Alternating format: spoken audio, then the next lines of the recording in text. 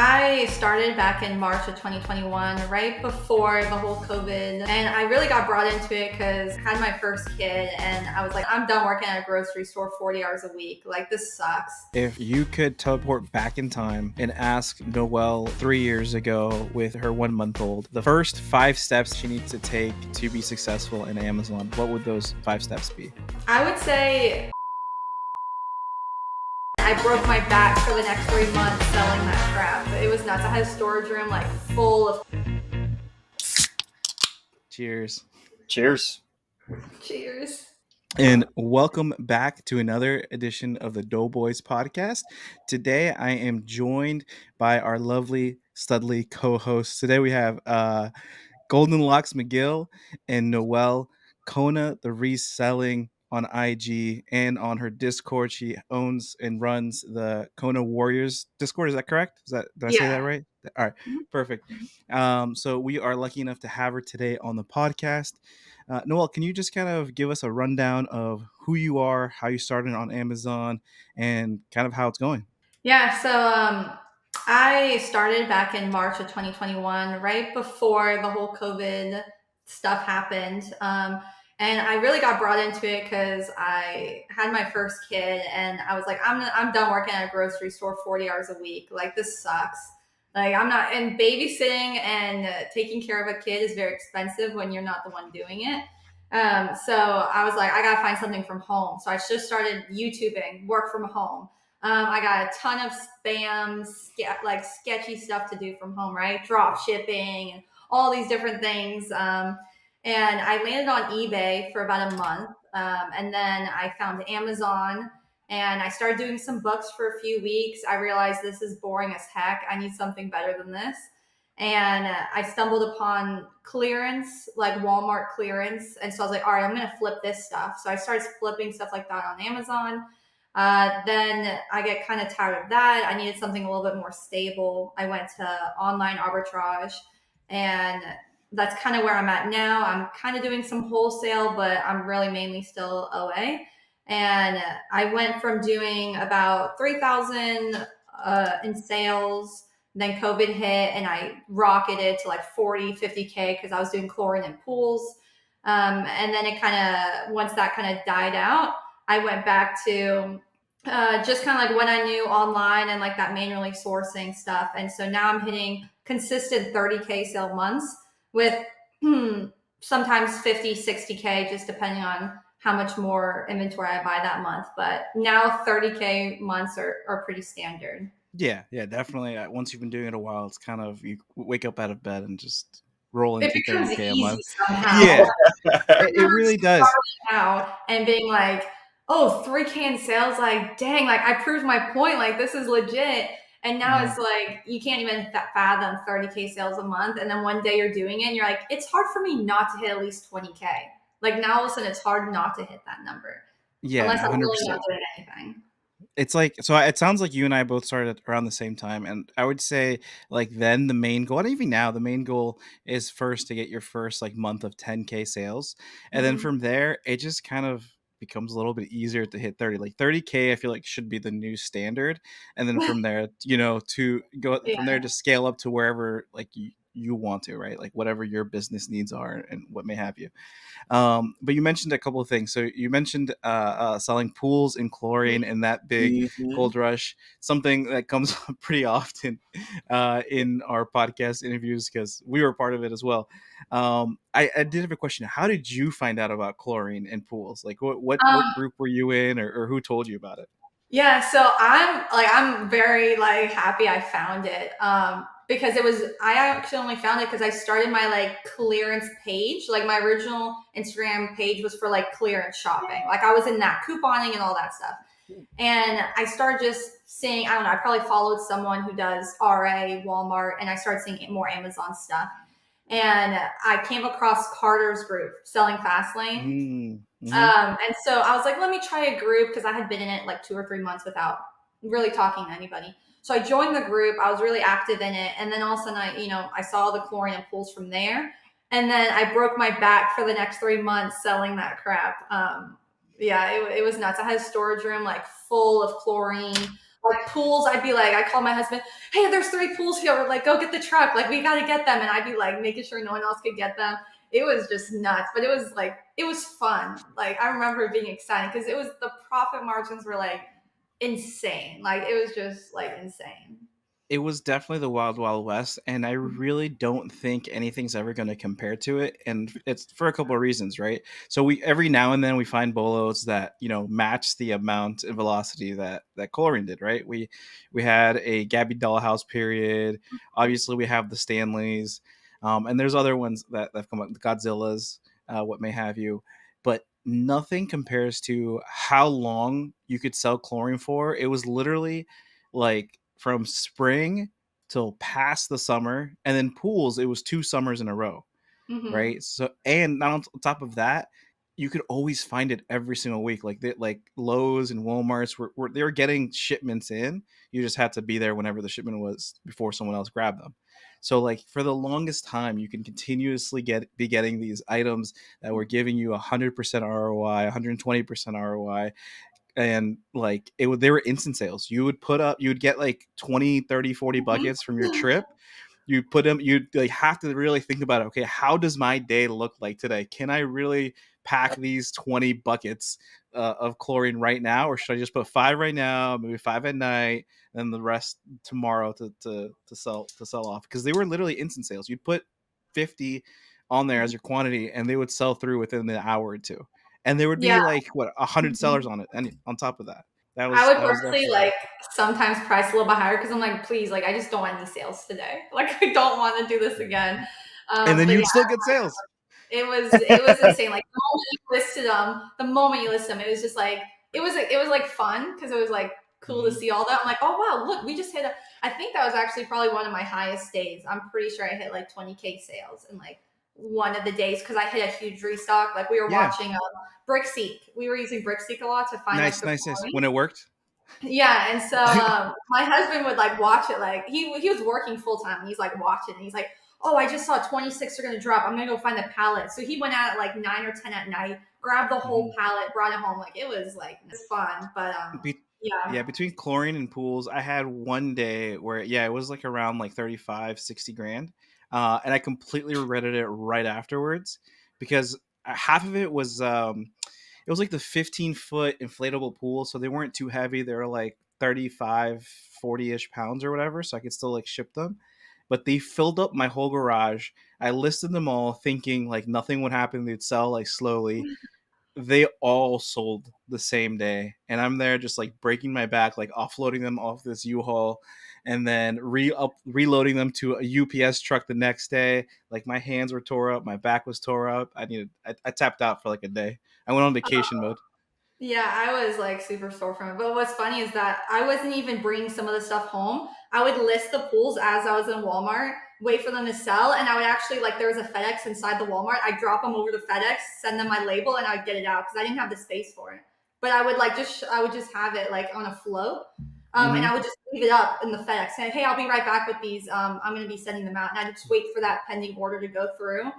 Um, and that's how I did it too. I didn't even stock it. I would be selling it like same time in Yeah, store with those pools because they were too big. I couldn't like those like oval ones and stuff. I just couldn't yeah, like. But I had an Altima. I had a Nissan Altima, and I'm like selling all this stuff. I got to the yeah. point where I would turn the corner and I would just say, "Please don't let there be a pool," because I know I want to grab it. I'm just like, I'm Yep. so done. I don't want to do it anymore. Yep, yep. And it like even like with the Chlorine buckets, like towards like halfway through, I realized that all you really needed to do is you could put just you don't even have to box it up. I stopped boxing them. I started putting the shipping label on the side of the Chlorine bucket, and then I'd print out the little hazard sign Mhm. and put it on top of the bucket, and then that's it.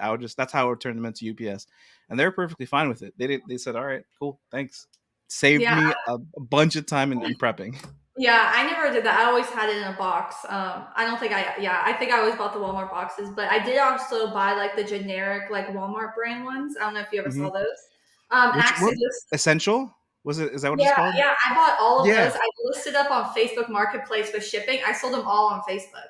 those I remember. I only found them once, and they had a better ROI than the Hmm. the Clorox ones. Yeah, it was So cheap. that was fun. So one, I remember like thinking back to when all that happened, and then unfortunately it ended. um, I relied so much on chlorine and pools that I was kind of lost afterwards, right? Like I wasn't sourcing, I wasn't like really like, sharpening my tools and reverse sourcing and storefront stocking, etc. How was your transition from like going from that huge bolo into like what reselling really is, like what it is year around, and building an actual business around it? I think I don't know when it stopped, but I want to say it was probably coming close to Q4 during Mm-hmm. that time. So it wasn't so hard to transition in that sense because there was all of a sudden all these toy bolos to start looking for. And so I think I started kind of hitting that, and I did all the seasonal because I was really heavy seasonal as well. So like Yep. inflatables, all that stuff. So that kind of kept me occupied for the rest of that year. I would say Mm-hmm. more like the following, like Q1. I was kind of like, all right, what do I do now? Because it's not so easy, right? Chlorine and pulls in Yep. your face, seasonal stuff's in your face, and now it's like, well, what is there now? It's like January. Like there's nothing like obvious. Um, Mm-hmm. and so I think I had to rely a little bit more on. I just started like scanning aisles in Walmart. Like I would just Yeah. scan an aisle, and I would just start scanning and looking up everything in that one aisle. And then I found myself going to like grocery. I was selling a lot of grocery at that time. And then like beauty items. Like I did a lot of beauty and like vitamins, things like Mm. that. So I kind of stuck with those things. And I like only really did FBA during those times. Like once Q4 is over, I kind of just stuck with FBA. But I was pretty heavy grocery Mm-hmm. after that time. Nice, nice. Yeah. Like I'm thinking back, like, how I made the transition, and you're right. Like it was a little like you kept finding things that could kind of keep you afloat. Like you had the Magic Mixies, you had the Gabby doll houses that were on and popping at that point. And then fast forward into January, you had all Valentine's things, right? The rose Legos and all like the Valentine's Day chocolates. And then I remember the last bolo that I found, at least for like that time frame, until I really had to start learning how to really source, was the what was it, that the bunny Lego set, that the Easter Lego set that like went off too. And after that, that's when I really had to start sourcing. But fast forwarding from then to now, how is your business? You mentioned that you still do a lot of FBA, and did you mention you do a little bit of wholesale? And how does the business look like today? Yeah, so I do mainly OA. I do have one kind of brand direct. I'm still waiting for the wholesale order to come through. For some reason, it's been like a week, and I have to keep like messaging about it. So I'm like on my tippy toes, like please, like I feel like I have Um, it, but like until I get that order, I'm like, do I really have this or not? So that would be awesome. And then I have another a wholesaler. He's mhm, more of like lawn and garden, so it doesn't move as fast, but the margins are pretty good. And then I think I have one more wholesaler I'm trying to work with. So I nice. have about like one brand direct and like two wholesalers, but it's really like small. Like right now, I'd probably say it's like 10% or less of my business, and the rest is like online arbitrage. And you kind of get to the point as an Amazon seller, you're not always looking for new products necessarily. You like build off your catalog. So like you start to Hmm. know what brands you like and what categories, and you know the way they look. Because like I keep a graph for like a beauty item means completely something different than if it was like a grocery item. Like they just you have like it's true. Like once you know your category, you can really do well in it because you know like the red flags to look for. That like Hmm. another category, it wouldn't mean the same thing. So now I like build off my catalog, just knowing brands that do well, things like that, and then trying to do more wholesale. If I My plan is to do all wholesale, it's nice to think, oh, I can drop 30 grand this month in the beginning of the month, and then be like, all right, I'm just gonna hang out now until like the Chill. next month comes by. That's what everyone says. You just actually have to like do all that upfront work and get those accounts to actually be able to do that. So it's a slow transition. I'm also hoping to get a private label out. It's a seasonal item, so it won't be something until it probably won't sell until like September if I end up doing it. But that is something that I'm looking at as well. I want to take a quick moment to interrupt the podcast and talk about this video's sponsor, OA Alphas. OA Alphas offers high quality leads lists to help you grow and scale your online arbitrage business. Whenever I started getting into online arbitrage, leads lists were foundational for helping me understand the OA business and growing my business to its height. OA Alphas allows you to get profitable online arbitrage product leads every single day, Monday through Friday, in exchange for a set monthly fee. If you're looking to grow your online arbitrage business or gain back some of your time or learn more about OA, then I highly recommend you check out the link down below to visit oaalphas.com and start receiving those profitable leads every single day. Thank you, OA Alphas, for sponsoring this episode. Nice. It's very cool. Yeah. Very cool.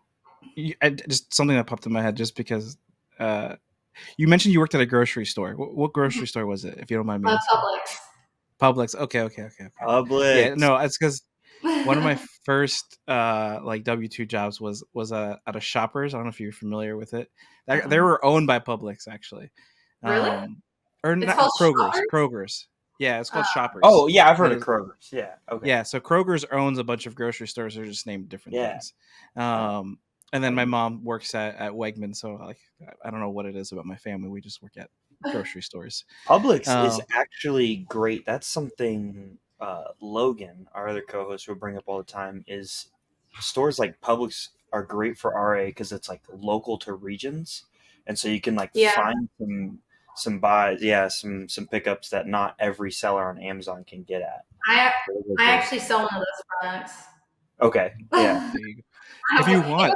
It's not anything crazy, but like the ROI is really good. It's like it's $8 Yes. and I'll get like I make like $8 or $10 on it, but I maybe only sell like 10 to 15 a month. So it's slow, but it's just such an easy thing to sell that I'm like, whatever, I'll take the $80. It gets Yeah. yourself like you and someone else dinner or something. It's something to add to the catalog, right? It's something Yeah. that it's consistent and it's always there. That's super cool. Yeah, we have a Trader Joe's and we have some stores around here that are, this area only. Not that Trader Joe's is only from here.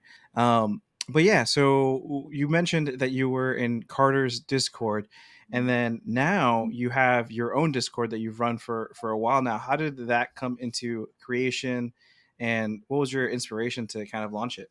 Yeah, so when I was a part of Cars, like I said, I was really active. Like I was always answering other people's questions. Like I wasn't getting like paid. Like I wasn't part of staff.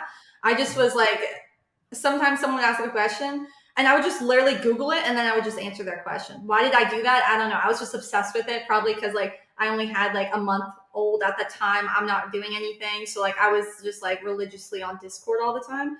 And I was just answering questions a lot. And then Carter reached out to me saying, hey, do you want to, become part of the staff? I'll pay you. Maybe you can share some leads. I was like, sure. Like, why not? I was already doing it anyways. I might as well get like paid for it. Like, I'm not going to say no. So we do that. And I was sharing a bunch of leads, and I was sharing leads that like I was finding the same day. Like maybe that's like, now you wouldn't necessarily like do that with a whole bunch of people, but back then, I was just like excited about, Amazon and wanted to share it with everybody. So I just had people reach out to me saying like, hey, I really like your leads. Like you should start your own Discord. Like I join it. And so I kind of had like other people tell me like, you're always so helpful. Like you should do your own, like, XYZ. So eventually I was like, you know what, like I should, like, I kind of want to, like, I can make it my own. So the things that, I could have more control over the Discord and the things that happen. So I was like, all right, I'm going to like make my own. So I created my own, and I think I'm coming up, if not already, on 2 years of having the group. Nice. And so I just started out with that, and I wanted to like, pretty much as I come across problems, I make like a channel saying, hey, this is how you solve it. Because it's going to happen. Like everyone runs into the same things. And as an Amazon seller, you don't really know what problems there are to be had until you have them like firsthand. And so I always tell people like, don't worry about it. If it's not a problem now, like don't look for problems with Amazon. Like, trust me, they'll come to you and then you're going to figure it out. And so having that like community of people where you can bounce like, hey, I just got this counterfeit claim. Have you ever done this before? And then someone's able to give you a straight up template. It just like makes everything easier. It's like, okay. Because those people that don't have that, you just think like, oh, Amazon sucks. I'm not going to sell on it. It's too hard. But really, it's just like, you just need those like connections. So that's why I got it for the community aspect. And then I started sharing leads on that. And so now it's just kind of grown into what it is today from that. Nice. Yeah. So like I'm a serial Discord joiner.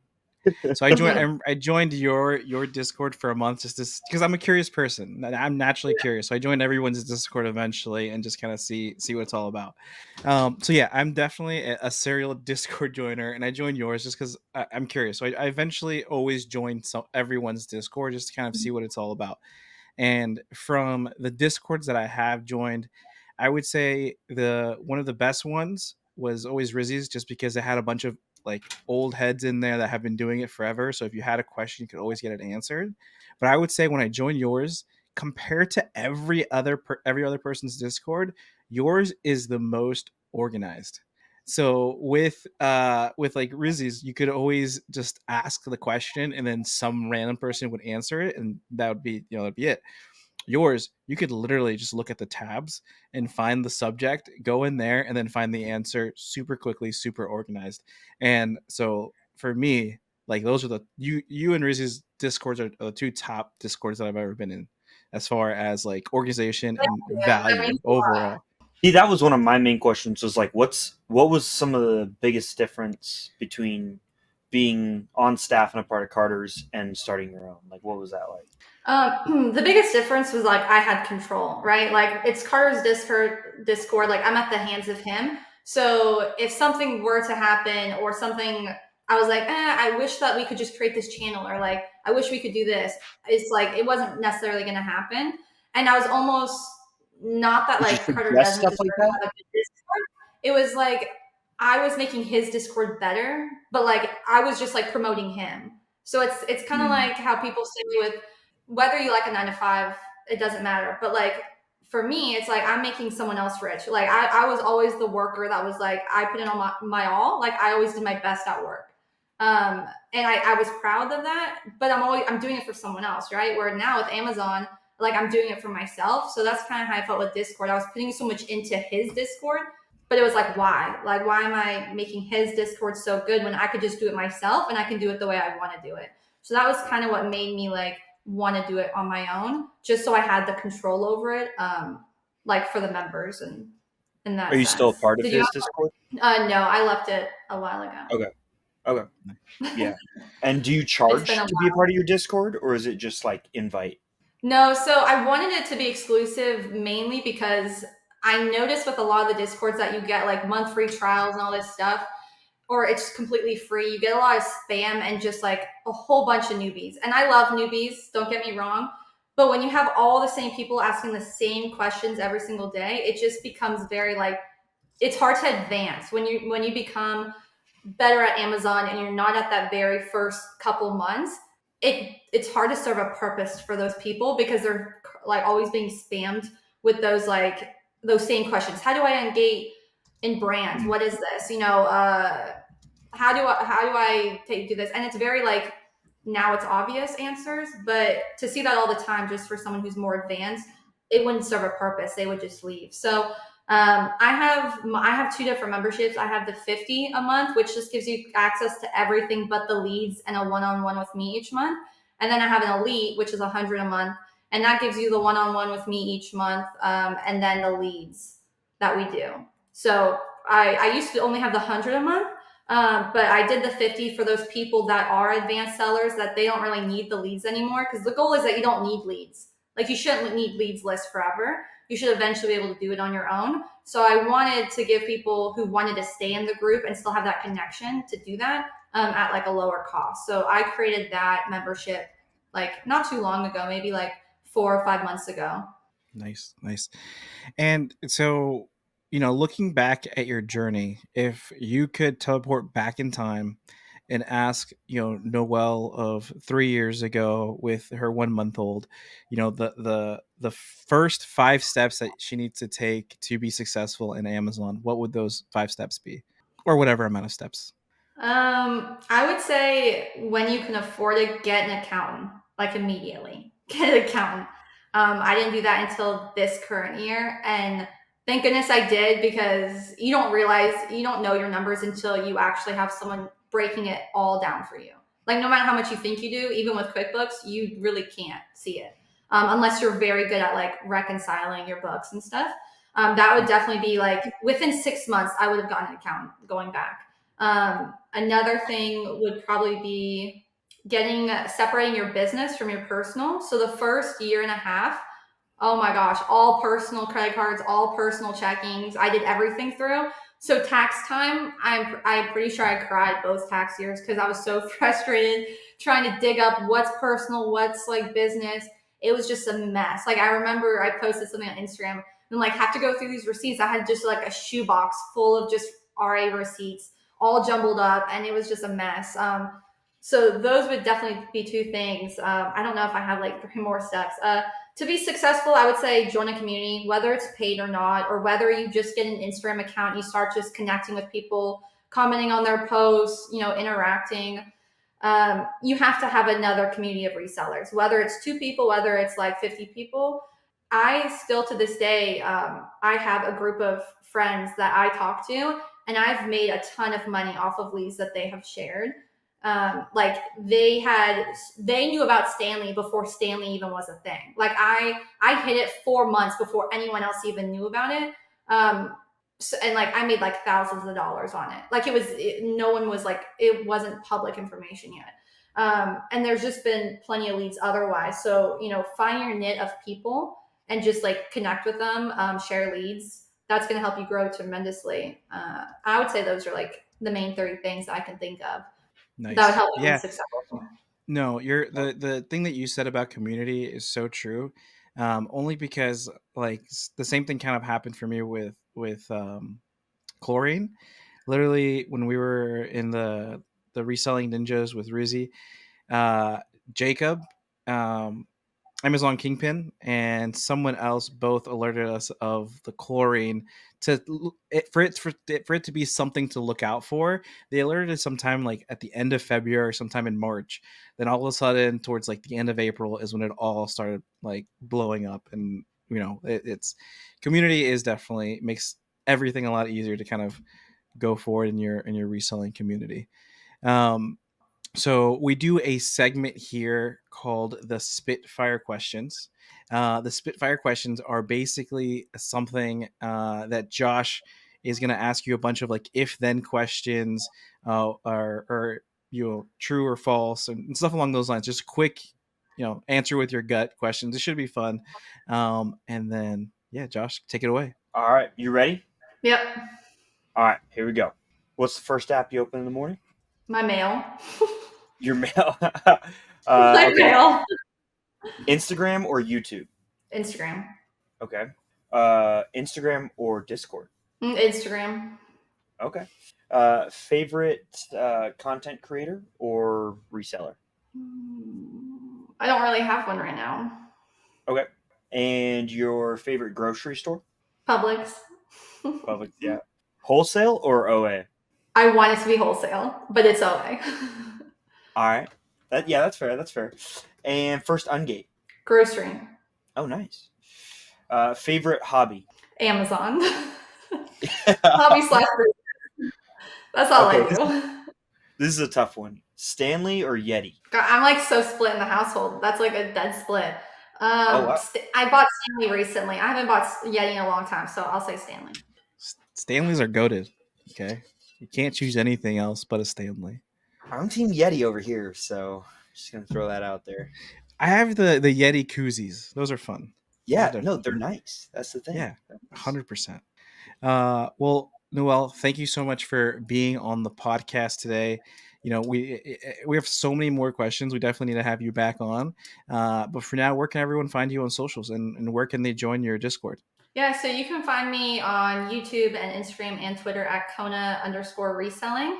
And then through Instagram, there's a link in my bio for my Discord if you want to check it out. You can also DM me if you have any questions, whether it's about the Discord or not. I always help people. Unless you're telling me about how you want to drop ship from China for me, I will not answer that. If you actually have a question, I'm happy to help you. You don't have to be in my Discord to do that. And definitely join, because like I said, it's super organized and every single category has a YouTube video. So that way you don't have to sit there and read everything. You can just listen to the information she gives. That's my last promotion there. All right. Thank you guys. Thanks for having me.